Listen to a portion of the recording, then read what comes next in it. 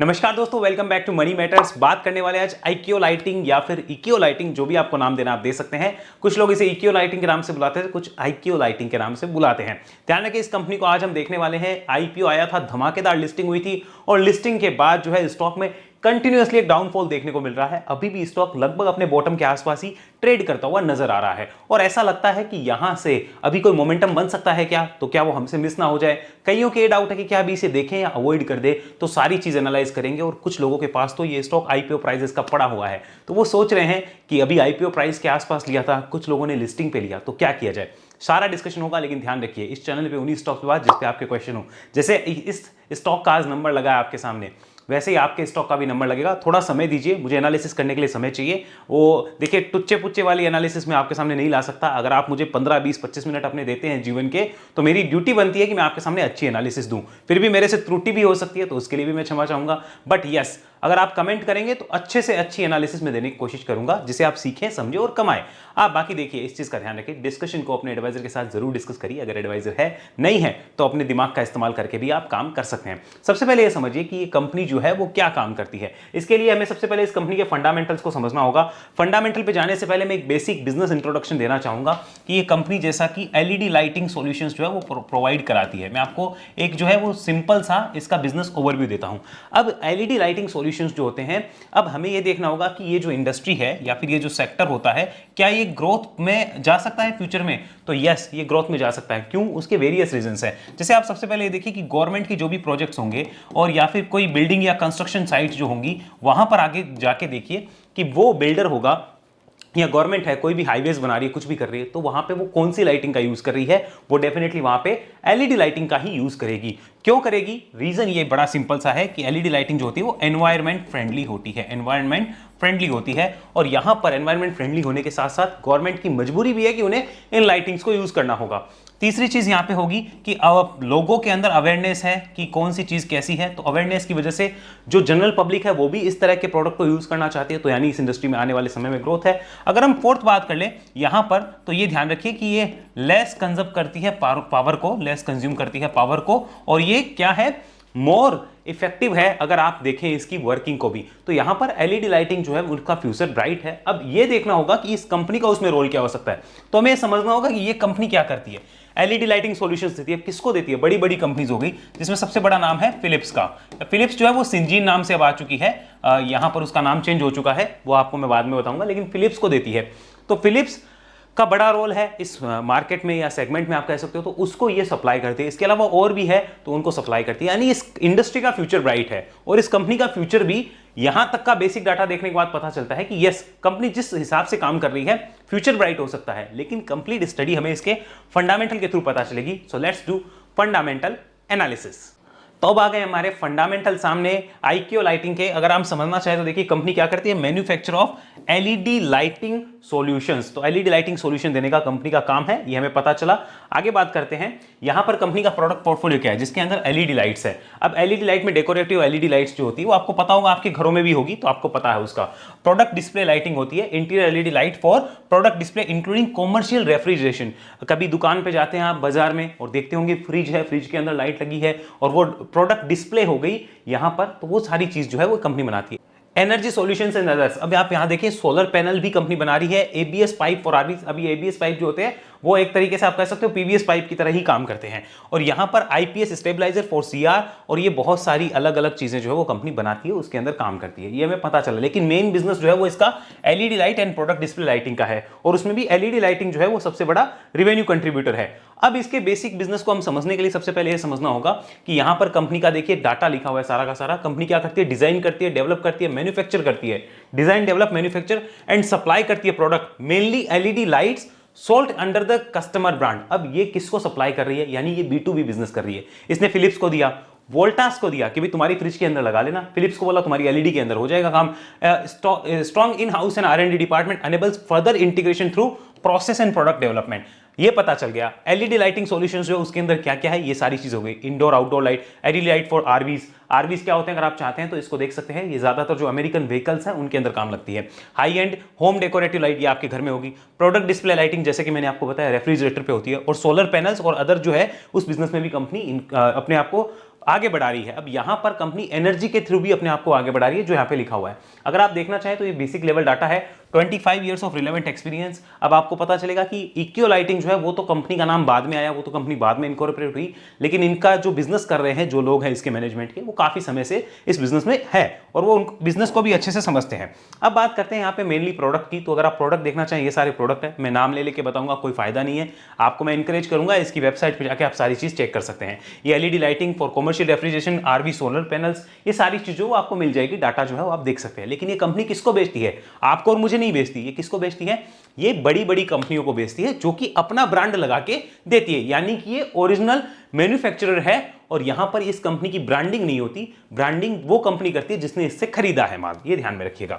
आगे बात करते हैं, इसको समझिए। यहां पर देखिए डिजाइन एंड डेवलपमेंट होता है, सबसे पहले ये प्रोसेस है। उसके बाद में टूल एंड मोल्ड डिजाइनिंग। अब मोल्ड क्या होता है कि भाई लट्टू हो या बल्ब, जैसे आप लट्टू भी कहते हो, कई लोग बल्ब कहते हैं, कई लोग लाइट कहते हैं एलईडी, तो उसकी डिजाइन कैसी होगी वो होता है मोल्ड होना, या फिर टूल एंड डिजाइनिंग कहा जाता है। फिर उसका फैब्रिकेशन होता है, असेंबली होती है, टेस्टिंग एंड वैलिडेशन होता है, फिर फाइनल प्रोडक्ट तैयार होता है। अब ये फाइनल प्रोडक्ट किसके पास जा रहा है? ये दूसरी कंपनी के पास जा रहा है जो इसकी कस्टमर है। और हम किससे खरीदते हैं? हम उसी फिलिप्स से खरीद के लाते हैं जिसके कस्टमर हम हैं। हमें ये पता नहीं होता कि वो माल इसने बनाया है, बस इतनी सी बात है। आगे बात करते हैं, इसको समझिए, इसकी मैन्युफैक्चरिंग फैसिलिटीज जो उसको समझिए। हरिद्वार में इसकी मैन्युफैक्चरिंग फैसिलिटी क्या करती है? LED light, regulator and switches बनाती है। अगर हम नोएडा की बात करें तो उसके अंदर अलग अलग यहाँ पे इसकी फैसिलिटीज है मैन्युफैक्चरिंग, जहां पे अलग अलग टाइप की, यहाँ पे दिख रहा होगा, प्रोडक्ट जो है वो बनते हैं। ये आप देख सकते हो यहाँ पे, ये अलग अलग टाइप के प्रोडक्ट जो है कंपनी बनाती है डिफरेंट फैसिलिटीज में, और साथ में कंपनी का एक्सपेंशन का भी प्लान है जो ये कंपनी करती जा रही है।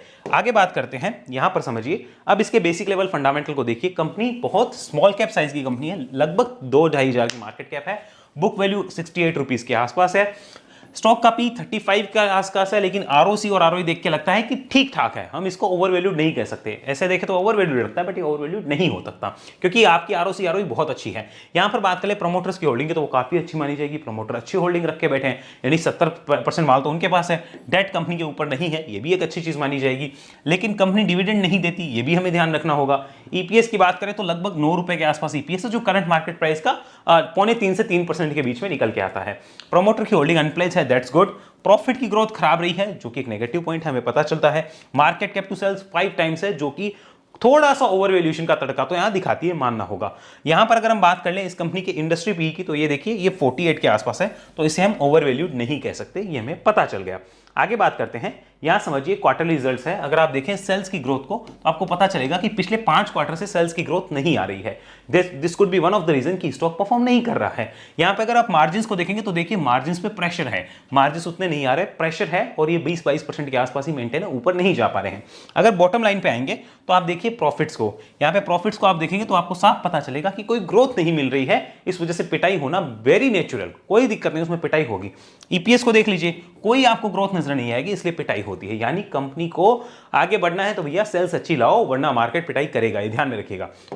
नेक्स्ट बात करते हैं यहाँ पे ईयरली P&L की। अब ईयरली P&L समझो, यहाँ पे ये 2020-21 का तो भूल जाओ, क्योंकि इस वक्त तो कंपनी लिस्ट नहीं हुई थी, इक्विटी भी कंपनी कम थी, तो इक्विटी कम थी तो ईपीएस बहुत जबरदस्त आ रहा था, बहुत जबरदस्त ईपीएस था। देखो कमाते तो वही है ना जो ज्यादा, वो एकदम इनिशियल स्टेज में कंपनी में थे और उन लोगों ने अच्छा पैसा बनाया, वो हमेशा ही पैसा बनाते हैं। बाद में आईपीओ आने के बाद तो इक्विटी डायल्यूट होती है, तो ईपीएस भी कम होता है, सारी चीज अलग तरीके से देखी जाती है। तो यहाँ पे आईपीओ आ गया और आपको दिख रहा होगा यहाँ पे प्रॉफिट्स की जो हालत है वो आपको समझ आ रही होगी। अभी ट्रेलिंग 12 मंथ का अगर देखा जाए तो हम खराब नहीं कह सकते। यहाँ पे देखिए 461 करोड़ की सेल्स है ट्रेलिंग 12 मंथ में, जिसमें कि एक क्वार्टर जो है वो इस लास्ट ईयर का भी इंक्लूड हो जाता है, और यहाँ पर प्रॉफिट 65 करोड़ के आसपास निकल के आए हैं। मार्जिन्स को अगर आप देखेंगे 22% मेंटेन किए है कंपनी ने, इससे ऊपर नहीं जा पा रही। अब यहां पर क्या हो सकता है, हमें यह समझना होगा कि भाई ईपीएस की आपकी ग्रोथ देखो कितनी है, ईपीएस की ग्रोथ देखनी होगी। तो ईपीएस की ग्रोथ अगर कुछ खास निकल के नहीं आ रही है तो मार्केट में पनिशमेंट आपको मिलती है। साथ में यह भी देखा जाएगा कि अब इस कंपनी के जो है वो रिजल्ट आने वाले मार्च क्वार्टर के, तो जब मार्च क्वार्टर के रिजल्ट आएंगे उसके बाद क्या परफॉर्मेंस रहती है वो सबसे ज्यादा मैटर करने वाली होगी, ये ध्यान में रखिएगा। इस फंडामेंटल को देख के हमें ये पता चलता है कंपनी के फंडामेंटल्स अच्छे हैं, फंडामेंटल में कोई दिक्कत नहीं है, लेकिन अट्रैक्टिव वैल्यूएशंस फिलहाल नजर नहीं आ रहे, ये हमें ध्यान रखना होगा। आगे बात करते हैं, इस चीज को समझते हैं। ये देखिए कंपनी के शेयर होल्डिंग पैटर्न को। शेयर होल्डिंग पे आप देखेंगे तो कंपनी के 72% होल्डिंग अभी भी प्रमोटर्स के पास है। FIIs को अगर आप देखेंगे तो यहां पे ध्यान से देखिए, FIIs ने लगातार अपना माल बेचा है, वो बेचे जा रहे हैं। DIIs भी लगातार यहां से अपनी होल्डिंग कम करते जा रहे हैं, जो कि हमें सोचना होगा। पब्लिक पहले कम थी, पब्लिक ने यहां पे अपनी होल्डिंग बढ़ाई है, जो कि आपको समझ आ रहा है कि स्टॉक गिर भी क्यों रहा है, वो सारी चीज आपको समझ आती है। लेकिन पब्लिक का और इनका FII का रोल आजकल उतना नहीं रहा है, हमें चार्ट के रोल को ज्यादा समझना होगा। सबसे पहले करते हैं चार्ट पे चर्चा।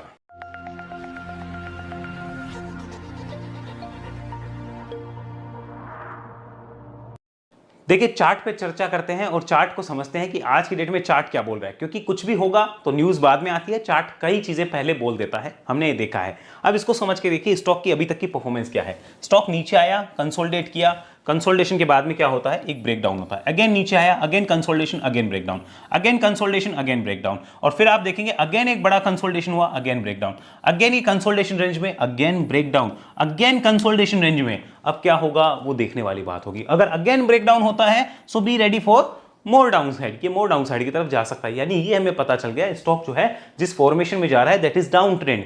तो डेली चार्ट पे यहां पे हम लिख सकते हैं डेली चार्ट, ये डेली चार्ट, और यहां पे हम साफ साफ लिख सकते हैं स्टॉक किस ट्रेंड में है, भी डाउन ट्रेंड में है। तो डाउन ट्रेंड में तो क्या जिंदगी भर अप ट्रेंड में नहीं आएगा क्या, आ सकता है, लेकिन उसके लिए स्टॉक को कुछ लेवल्स काटने होंगे। फिलहाल हम उन लेवल्स का डिस्कशन बाद में करने वाले।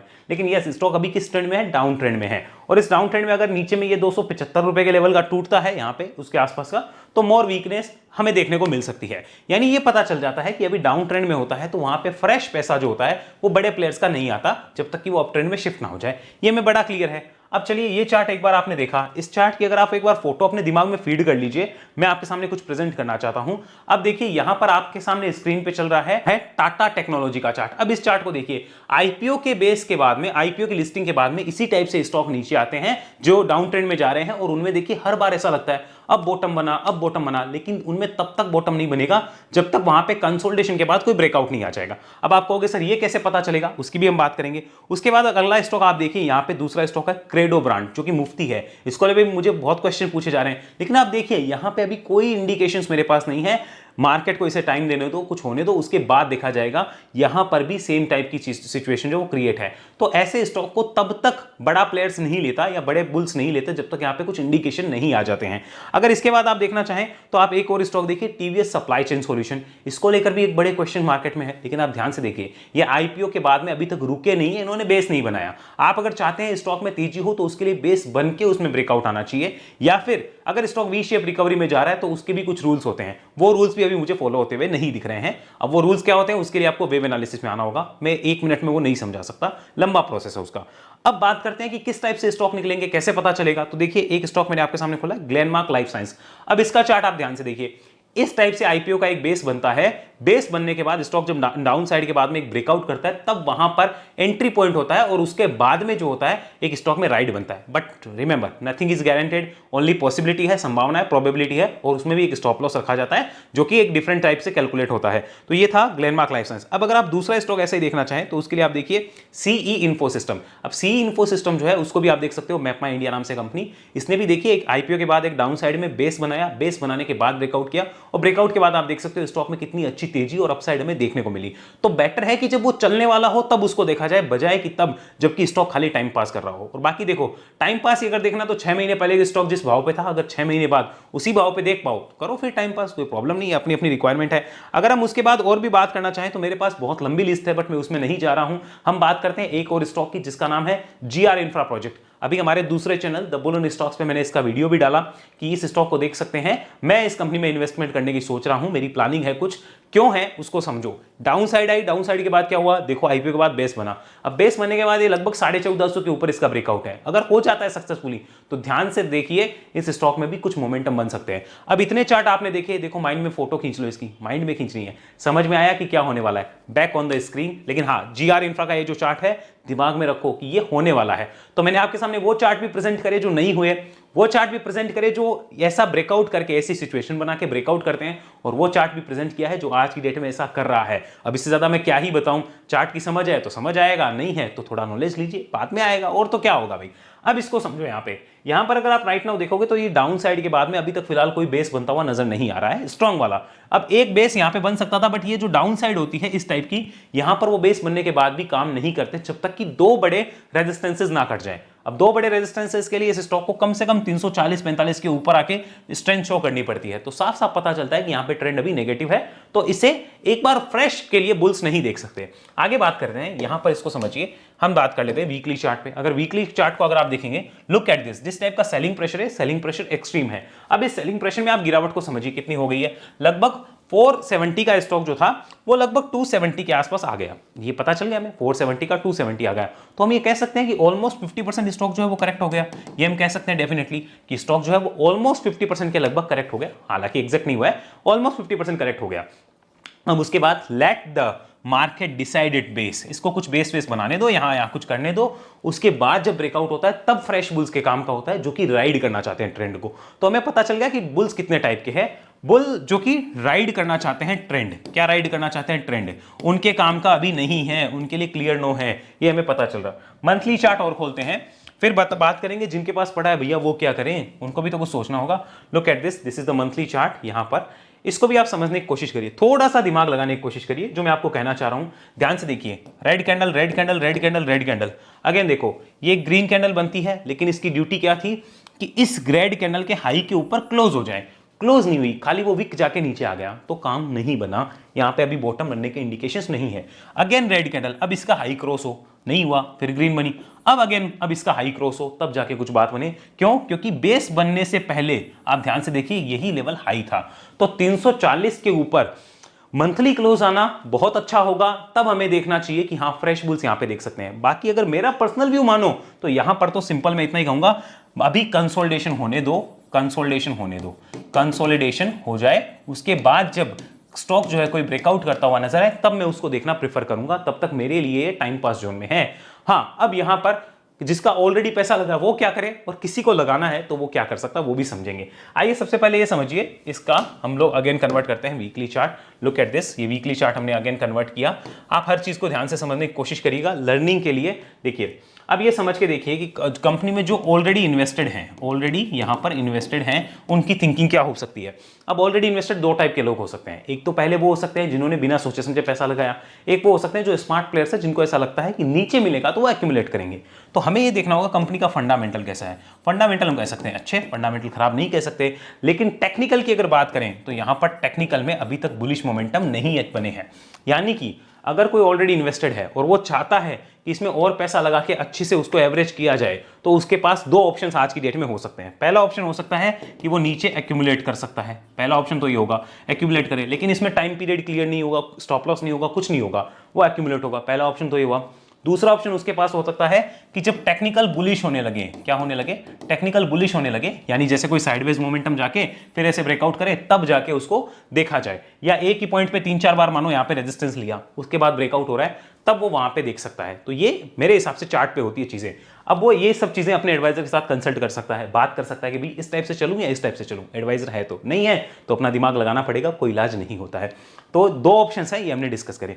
अब बात करते हैं फ्रेश इन्वेस्टमेंट वालों को, कि यार फ्रेश इन्वेस्टमेंट करना है। ध्यान से सुनो, हम इन्वेस्ट की बात कर रहे हैं, ट्रेड की नहीं कर रहे हैं। तो फ्रेश इन्वेस्ट वालों के लिए देखिए सिंपल सी चीज है, क्या बॉटम बना, आंसर इज नो। क्या बॉटम बनने के कंडीशंस, ये इन्फॉर्मेशन आई हमारे पास या कंफर्मेशन आए, आंसर है नहीं, मेरे पास तो अभी तक नहीं आए। तो वो कब आएंगे अभी कुछ नहीं कह सकते, कम से कम 340 के ऊपर आए, उसके बाद एक रिव्यू करेंगे, क्या उसके ऊपर बॉटम के इंडिकेशंस है। इस बात की आज गारंटी है नहीं है, इस बात की आज संभावना नहीं है, गारंटी तो होती नहीं है। तो उसके ऊपर आएगा तो ये रिव्यू पॉइंट होगा हमारा, यहां पर बॉटम बनेगा जरूरी नहीं है। इसके ऊपर अगर आता है स्टॉक तो एक बार रिव्यू करके हम लोग देखने की कोशिश करेंगे, क्योंकि यहां से भी ऊपर आने के बाद एक ऐसा डिप दे सकता है, फिर ऊपर जा सकता है, संभावना ऐसी है आज की डेट में ऐसा कुछ होता है। तो लेकिन ऐसा होता हुआ हमें फिलहाल नजर नहीं आ रहा। तो हमें पता चल गया फ्रेश इन्वेस्टमेंट कौन करेगा, जिसे एक कंफर्म है कि भाई बॉटम अभी नहीं बना है और स्टॉक और नीचे जा सकता है। उसके बाद अगर किसी को करना है, मोस्ट वेलकम, अपने हिसाब से अपने एडवाइजर से बात करके देख सकता है। मेरे लिए अभी अवॉइड होता है, सिंपल।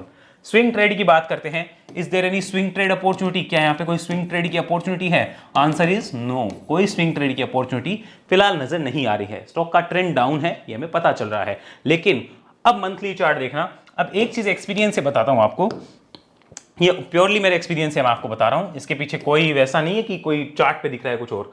देखो इस कोई भी स्ट्रॉन्ग फंडामेंटल बिजनेस, ध्यान रखना, स्ट्रॉन्ग बिजनेस, ध्यान से सुनो, स्ट्रॉन्ग बिजनेस जो है अगर वो अपने आईपीओ लिस्टिंग प्राइस से 50-70% नीचे आता है, 50, 60, 70% नीचे आता है, उसके बाद डाउन साइड ज़्यादा नहीं रहती अगर वो स्ट्रॉन्ग फंडामेंटल बिजनेस है। और अगर आप रिस्क लेने वाले प्लेयर्स होते हैं तो वहाँ पे रिस्की प्लेयर्स जरूर उसे एक्यूमुलेट के लिए दे सकते हैं, एक्यूमुलेट के लिए देख सकते हैं। लेकिन जो सेफ प्लेयर्स हैं, जो कि चाहते हैं कि ट्रेंड को राइड करें, उनको बुलिश होने के बाद ही देखना चाहिए। कारण क्या है इसका कि अब गिरावट तो और नहीं आती है, लेकिन स्टॉक क्या करता है, टाइम पास करने लगता है। जैसे मैंने आपको वो 5 चार्ट दिखाए, टाइम पास ज्यादा होता है, गिरावट और आए ना आए, लेकिन टाइम पास बहुत होने लगता है। तो वो टाइम पास झेलने की कैपेसिटी है क्या? अगर है, बात कर लो एडवाइजर से, नहीं है तो एडवाइजर से भी बात करने की जरूरत नहीं है, अपना ही दिमाग लगा लो कि भाई अभी टाइम है, इनको रहने देते हैं, कोई दूसरा ऑप्शन देख लेते हैं। बहुत ऑप्शंस है। तो ये सारी चीज जो वो समझनी होगी और उसके बाद एनालिसिस करना होगा। अगर इसे एक बार फिर से आप डेली चार्ट करके देखेंगे, व्यू और पिक्चर आपको बड़ी क्लियर मिलेगी। मैंने अपनी तरफ से तो पूरी एनालिसिस देने की कोशिश करी है। ध्यान से देखिए, इसको पूरा आप समझने की कोशिश करिए। जिस हिसाब से बॉक्स बना के नीचे आ रहा है, तो यहां पर अभी ट्रेंड बुलिश होने में समय है थोड़ा सा। तो ट्रेंड बुलिश हो जाए उसके बाद देखना मेरे लिए ज्यादा बेटर होगा। तो ये एनालिसिस थी इक्यो लाइटिंग के ऊपर या आईक्यू लाइटिंग के ऊपर, जो भी आप नाम देना चाहें।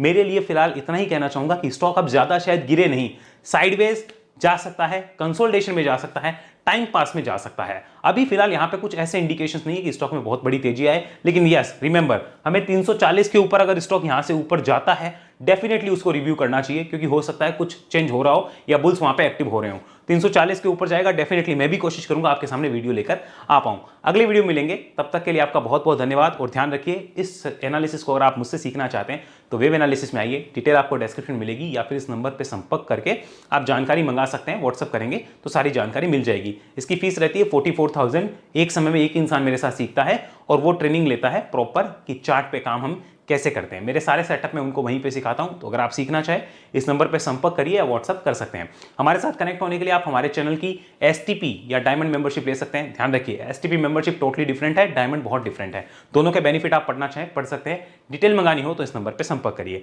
और अगर आप कुछ भी नहीं कर सकते, सिर्फ ये चाहते हैं कि आप हमारे साथ कनेक्ट हो जाएं, तो उसके लिए आपको ज़ेरोधा एंजल एप्सटॉक्स में अकाउंट खुलाना होगा। किस लिंक से? हमारे दिए गए लिंक से। नीचे लिंक है डिस्क्रिप्शन में, उससे खुलवा सकते हैं। बट मेक श्योर कि अकाउंट फ्रेश हो। अगर अकाउंट फ्रेश नहीं हुआ तो अकाउंट हमारे लिंक से खुलने पे भी अकाउंट काउंट नहीं होगा। तो उसके लिए आप अपने नेम, नंबर, ईमेल या जिसका भी अकाउंट खुलाना है उसका नेम, नंबर और ईमेल पहले ही हमारे इस नंबर पे व्हाट्सअप करके कंफर्म करवा ले और उसके बाद ही अकाउंट ओपनिंग के लिए जाएं, तो आपको ज्यादा बेनिफिट होगा। अगले वीडियो मिलेंगे, तब तक के लिए धन्यवाद। और वेब एनालिसिस के लिए किसी भी जानकारी के लिए इस नंबर पर संपर्क करिए। जय हिंद, जय भारत।